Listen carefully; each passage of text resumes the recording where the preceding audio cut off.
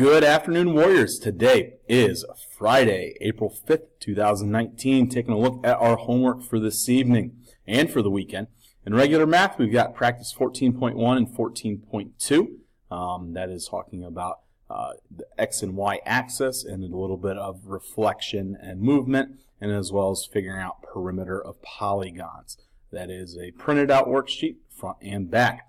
In science, if you had first and fourth period science, you need to finish your Pangea puzzle. Hopefully you did do that during Warrior Time. Social studies, we have a Buddhism form in Google Classroom. In language arts, there is no homework. Have a happy weekend. And in literature, there is no homework, but however, please be reminded that AR points are due May 17th, so don't sit here and procrastinate on that. Just a reminder, next week is our final week before we head off to spring break. So don't slack off this weekend and forget to do your homework. When we get to Monday, we don't want any yellow slips. That's it for today. Have a great weekend.